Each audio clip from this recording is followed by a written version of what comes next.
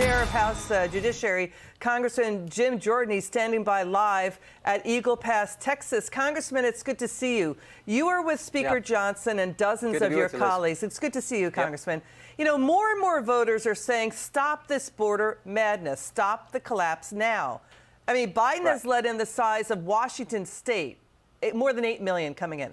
Voters know the deal. They're tired of White House gaslighting. They're tired of the complaining, the blame game. So how do you stop it now? One sentence. No money can be used to process or release into the country any new migrants. One simple sentence would solve this.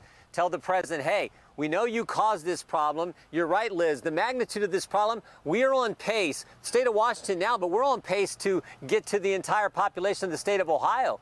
We're on pace to get to 12 million people in President Biden's 4-year term. So, I mean, that is how serious this is, and it's time to just say, stop it. Suspend entry into the country. There can be a few exceptions for people who have to come in, who need some surgery or something special, but stop admission into the country. That is the only way to deal with this, and the country understands that's how serious the problem is. Yeah, Democrat mayors, Democrat voters in places like Los Angeles, Chicago, in Colorado, in New York City, they see the issue. They understand it now. Blue states are waking up. Is it House Homeland Security, their move to now launch the first impeachment hearings next Wednesday of Homeland Security Secretary Mayorkas? Is that the first step in the process to fixing the border? Well, I think it's we've been looking at Secretary Mayorkas and how he has mishandled this situation, but I think it's part of the whole administration. Understand, the American people know the magnitude of the problem. They also know the cause. Day one, January 20th, 2021, Joe Biden takes office. That day, they decided they were going to stop building the wall. They were going to end the Remain in Mexico policy, where you would evaluate their claims while they waited in Mexico. And then they also said, we're going to release people who come to the country. Well, when you do those three things, it shouldn't surprise anyone that everyone wants to come. And that's exactly what's happened. So the country knows the Biden administration intentionally, deliberately, willfully did this to the nation. And they now understand the magnitude of it, as you point out, all the way into Democrat cities. And they want accountability. And part of that accountability is looking at the impeachment inquiry process we have for Mr. Mayorkas and, of course, for the president himself. Okay, Congressman, Chairman Jordan, this issue, too, Speaker Johnson says White House officials and local officials cleaned up the area in Eagle Pass for the media, just like they did San Francisco for Biden's meeting with the leader of China. It's that they diverted the flood of illegal immigrants away from Eagle Pass to another location. But that doesn't stop voters from seeing the numbers. Tens of thousands of criminal illegal immigrants already convicted of felonies in their home nations. About 1,300 terrorists caught crossing. Nearly 2 million gotaways. How are both Biden and Mayorkas refusing to enforce the laws passed by Congress? Because Mayorkas is now blaming Texas for a failure of governance. That's what Mayorkas, though, is being accused of. So how are they breaking the rules, the laws that Congress enacted? They're just not enforcing the law, and they've, again, changed the policies that we knew were working, and they refuse to take up the legislation that we passed in the House, which would provide the kind of policies that would actually fix the problem. So it's a deliberate, it's an intentional, it's a willful act on the part of this administration to allow all these folks in. And I guess the plan is, they've already been talking about amnesty for now what, again, is going to be 12 million individuals in the time of Joe Biden's presidency. They're already talking about amnesty there, so that's their ultimate goal. But the country understands that. They understand what's going on, and they don't support it. That's why we need to enact that policy I talked about. If they're not going to pass H.R. 2, the legislation we passed, then put that one sentence on a bill that funds the government or whatever bill, put that one sentence on that bill to deal with this problem. So, Congressman, you know, President Biden says Congress, Republicans are to blame. Watch this. Southern border. Are you going to do anything about it? The record number of migrants.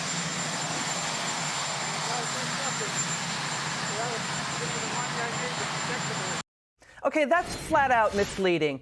Can't the president, with his own executive pen, wipe out the nearly 300 executive actions he did on the border, wiping out Trump's border policies, because we're seeing U.S. cities, towns, and suburbs getting hit with hundreds of millions of dollars more in taxpayer costs. Why doesn't he revoke his own executive actions?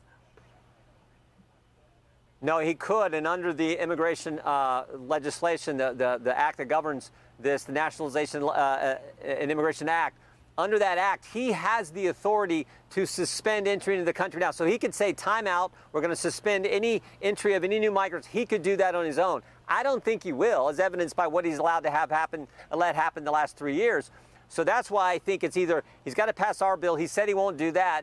That's why I think the answer is the one sentence I talked about, that we force onto legislation and force that in some negotiation that is upcoming. So I think that's the way we got to proceed, but we'll see what this administration does. And then, of course, the ultimate remedy is you got to have a new president. You got to have President Trump back in the White House. That's where the American people will weigh in, and I think they're getting ready to do that this coming November. You know what's happening? More and more suburbs and towns and states like Illinois or New Jersey, they're starting to enact their own rules to push back on illegal immigration. And what you see happening in Texas, Governor Abbott is really furiously battling back against the Biden White House, threatening to sue over their Texas state border law and ramping up security there. And Mayorkas is trying to blame Governor Abbott's, quote, failure to govern.